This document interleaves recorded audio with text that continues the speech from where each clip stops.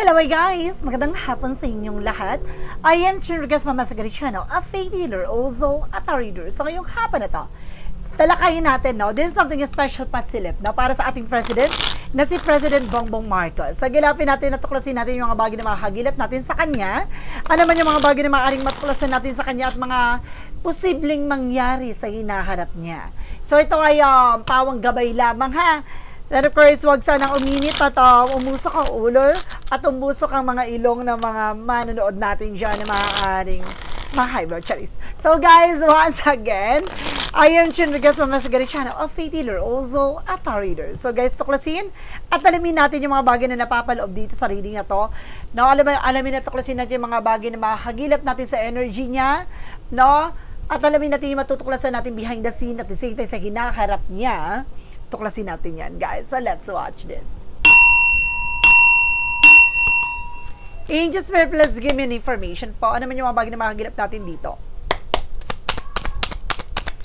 Para sa ating president, si President Bongbong Marcos Jr., let's see, Angel Spirit. So, there's something the Hangman. No, there's something stuck. No? Meron ditong bagay na parang madi-delays. No? Makakaranas ng delays dito sa situations na to, na may pagbagal lang situations. And there's something the lovers. There's something connected with your love life. Now, there's something na parang meron ditong bagay na maaring mabago, no? Sa situation nilang mag-asawa. Now, let's see. And there's on the Nine of Cups. There's something a wish fulfillment. May mga bagay na maaring matupad. Now, may mga bagay na may isa sa katuparan nila dito. So, may mga hakbangin sila dito na maaring ma-delay or may balak silang sila ng asawa niya pero madi-delay. No, because there's something guys with the sneakiness. Na meron nagsusubaybay at kumukuha ng information sa kanya. So, kaya lang mag-ingat siya. There's something an hidden agenda. And of course, there's a Knight of Sword with the success jive. Na may mga bagay na maaari mapagtagumpayan niya. No, bibilis na raw ang takbo ng sitwasyon at eksena. Additional messages. And of course, there's a Seven of Cups. Something, a lot of opportunity coming in. Maraming oportunidad pa raw na darating dito at maraming informasyon daw na maaring dumating. No? Mayroong mga bagay na maaring magbigay ng kaguluhan sa sitwasyon. Pero ito yung parte na maaring magbigay liwanag din. So, ibig sabihin yung mga bagay na nanggugulo or panggulo, yun yung bagay na maaring malalaman kung bakit yun nangyayari. So, no? Malalaman natin yan, guys. What is the Hangman?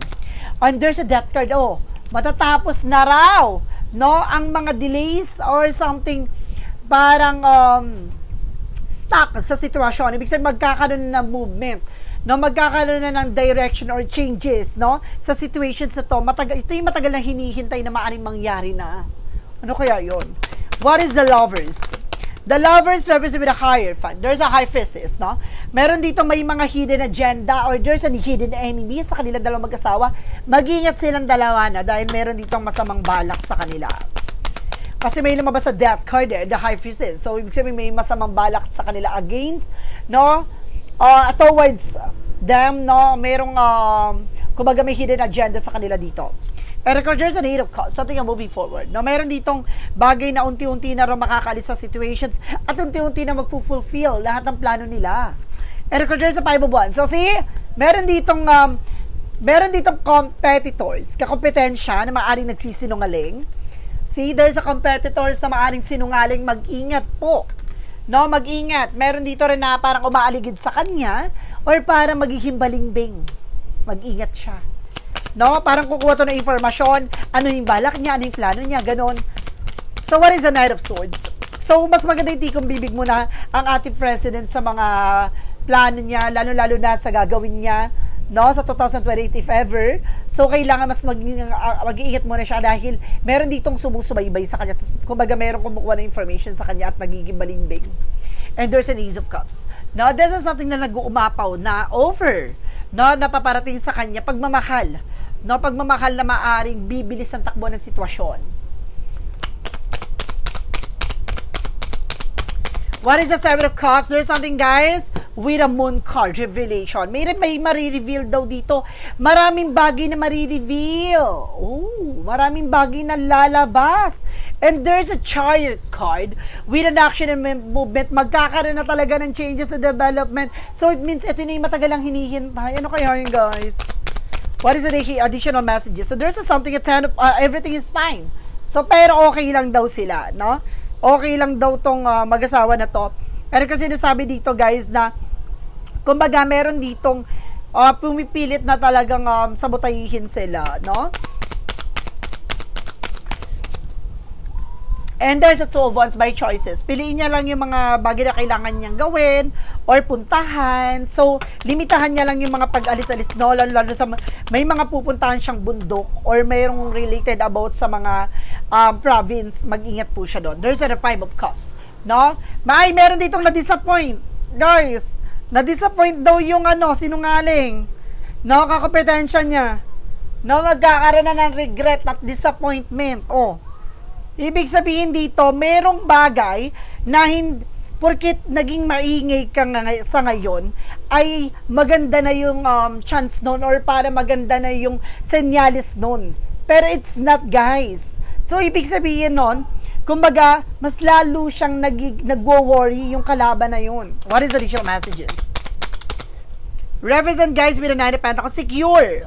Diba? Secure. No, kumbaga mayroong mga bagay na dapat niyang kumbaga unahin at proteksyonan at ingatan. And of course, there's a King of Wands, something, a vision. No, meron dito parang unti-unti niya nang nakikita. Kumbaga, there's a look at the bigger picture.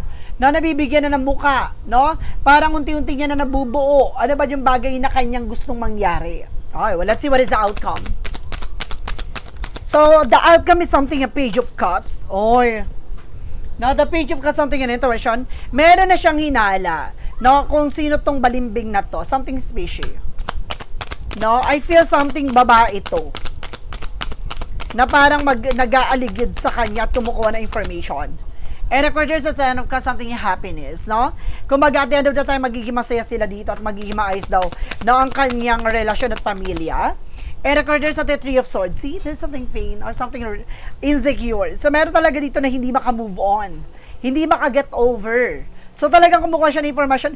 I feel something na meron dito naghahatid na mensahe. No, may nagtitext sa kanya, may nagtitext sa kalaban niya, no? Or sa other parties, na kung ano ba yung plano o yung gagawin, ano yung hakbangin. So, mayroong inside job na nangyayari. May mata. What is additional messages? And there's a Ten of Pentacles. Now, there's something, ibig sabihin dito, no, dahil kaya ito ginagawa, dahil gusto niyang insecure, no, yung about sa familia, no? Kumbaga itong competitors na to, ito yung kompetensya na to na nagsisinungaling na maaaring pagsisihan niya kasi meron siyang bagay na iniingatan na may kaugnayan sa kayamanan, no? Ibig sabihin na to, guys, na meron silang, kumbaga a friend. There's a two friend. May dalawang kaibigan dito na may related, no? Or maaring merong, kumbaga, may alam tungkol sa tagong yaman. Ay, kumbaga, meron ditong dalawang kaibigan daw ng kalaban daw ng ating PBBM, no? Na mayroong dalawang lalaki to na may kinalaman sa tagong yaman. Ganon. Additional messages. And of course, there's something, guys, with a judgment. May paalala sa kanya dito. There's something to pay attention. Paalalahanan niya na kung itong important information na to, wag niya munang kumbaga sasabihin. Is-float, no? Ganon. Kasi meron ng, kumbaga, may parrot daw sa loob.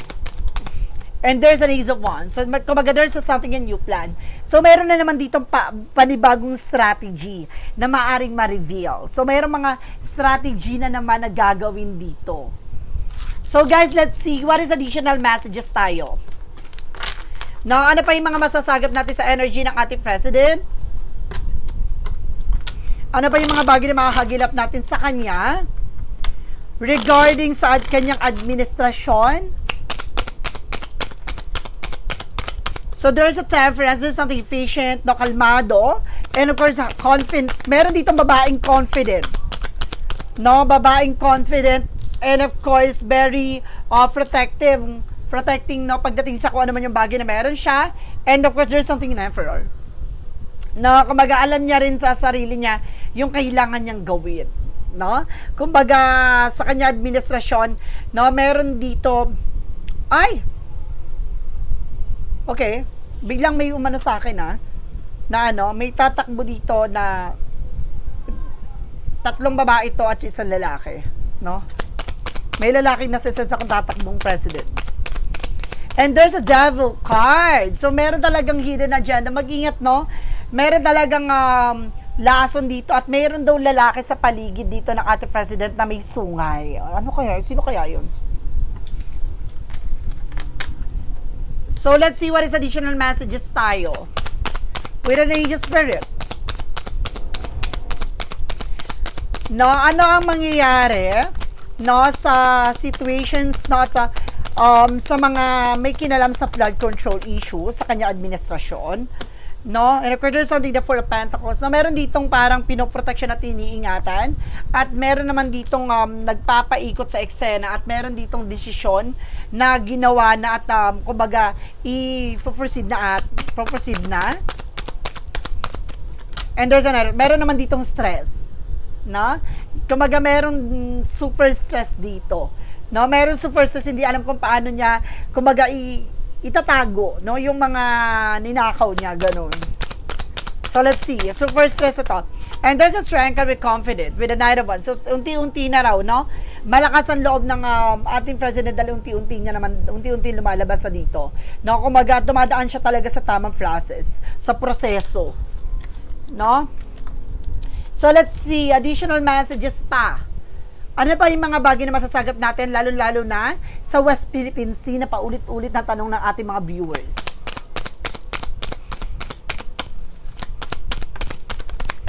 There's the world. No, meron talagang, kumbaga, other country dito. With the Hermit card, there's something spiritual awakening, spiritual journey. So, parang pinapakita dito, guys, na may tutulong daw sa atin, sa Pilipinas, na may tutulong na para makuha daw yung West Philippine Sea na yun, para ma-clarify na sa Pilipinas talaga yan. See, there's something na parang abundance talaga, potential for abundance, na parang sa Pilipinas talaga tong yaman na to, parang ganon. So, kumbaga pinapakita dito na malaki ang potensyal na mababawi ng Pilipinas ang West Philippine Sea.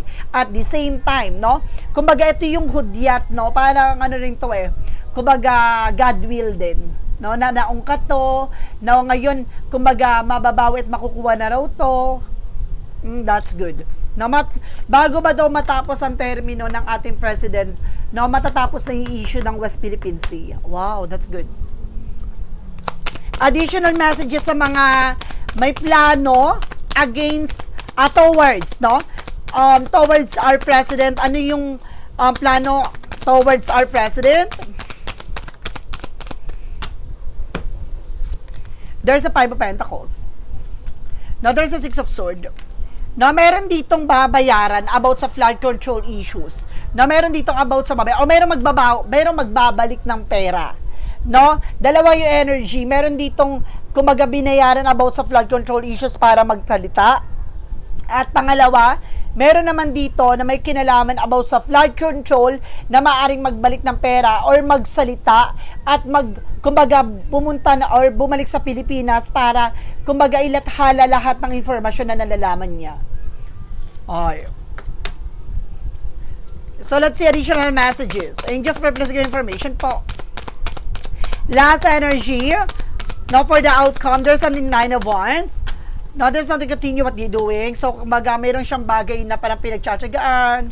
Now, of course, there's something a wheel of fortune returning back. Talagang, there's something a destiny to happen. Talagang, nasa kapalaran na maaring mangyari to. Now, and there's something a tower moment for a major changes at malaking pagbabago mangyayari daw sa ating Pilipinas. So, talagang, ito yung bagay na kumbaga magtiyaga lang siya, magpatuloy lang siya sa ginagawa niya dahil may bagay na maaaring magmulat sa mga Pilipino. No? Ito yung bagay na hindi nila nalalaman na maingi sa ngayon, pero darating ang araw o darating yung time na matatauhan ng mga Pilipino dito. Ay, maganda yan, ha? So, magkakaroon ng realization. What is the shadow work represent what? From the shadow work represent what? Dark reflection, truth seeking. When you look into the abyss look back. So, kumbaga, kung hindi niya to mararanasan yung madilim na parte sa sitwasyon niya, hindi niya makikita ang totoong liwanag sa likod nito. Diba? Kasi pag nasa madilim ka na part, kumbaga, ma-appreciate mo yung simpleng maliwanag na parte no, na nakikita mo. So, kumbaga, yung parte na yon, kumbaga, mas lalong lilinaw yon, mas lalong liliwanag yon. No, akala nila yung part na to na dark, part na to, hindi liliwanag, truth-seeking, lalabas ang katotohanan. There's a truth-seeking. No, truth-seeking, guys. So, ilalabas ang katotohanan dito. So, let's see what is the clarifying for a life situation. And there's something, guys, with the frost of stillness. Embrace the frost of stillness wherein the calm of icy pause reflective clarity is found. So, kailangan niyang, kumbaga, i-embrace mo na yung moment na to, no? Kumbaga, parang na-stack up no? Dahil sa revelation na nangyari. Pero, at the end of this situation, no? Pakalmahin to, tapos dun na makikita, no? Ang liwanag sa likod nito.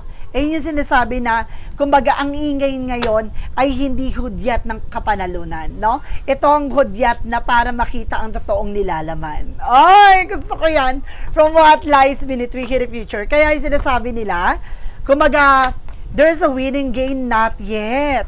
Guys, dahil hindi pa nila alam ang totoong klase ng laro. 'Di ba? Kumbaga, akala nila ganun na yon, no? Tumama lang yung bola sa kanila, pero darating yung araw, malalaman ko ano ba talaga ang hugis itong bola na to. Let's see what is the clarifying for a life situation.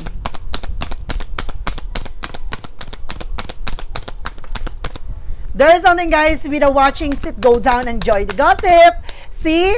Kumbaga, sinasabi dito sa kanya, no, ng ating president na watching, sit, go down, and enjoy the gossip. Diba? Parang enjoyin daw yung moment dahil marami daw marites, marami chismosa behind the scenes na okay lang yan. No, parang sinasabi na enjoyin nyo yung mga moment na yan.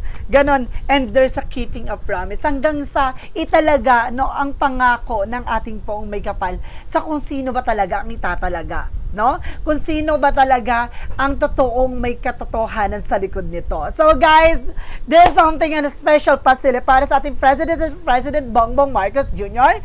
Maraming salamat po. And of course, don't forget to like and subscribe my channel. And hit the question bell for more videos update. Of course, maraming salamat po sa mga walang sawang pag-support sa aking channel, lalo-lalo na ang hindi nag-skip ng ads. Naway pagpalain kayo ng Diyos at may kapal.